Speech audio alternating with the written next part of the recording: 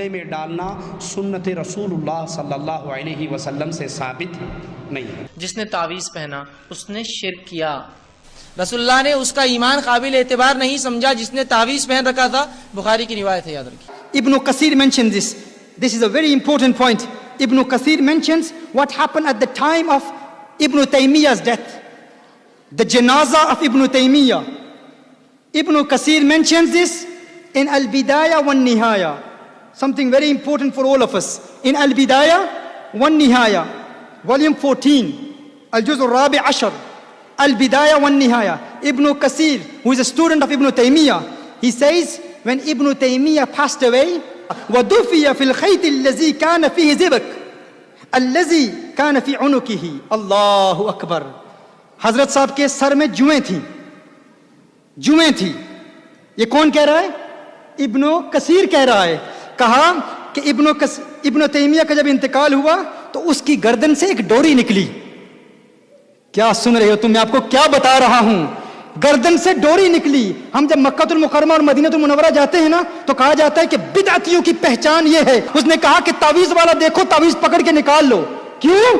کیونکہ یہ شرک کرتے ہیں، یہ ان کی علامت ہے۔ بھائی اہل سنت کی نشانی نکلی تمہارے بابے کی گردن سے، وہ بھی مرنے کے بعد۔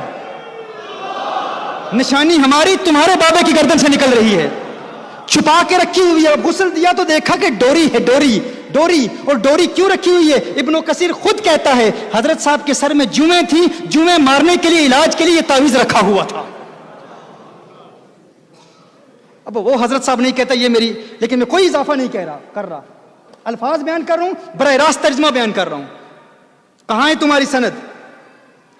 وقیل ان طاقیۃ التي كانت على راسه دفي فيها، اللہ اکبر، 500 درہم۔ اچھا پہلی چیز کیا ہے؟ کہا وہ جو ڈوری ہے نا، اس ڈوری کا کیا ہوا؟ اس ڈوری سے کیا کیا گیا؟ آکشن۔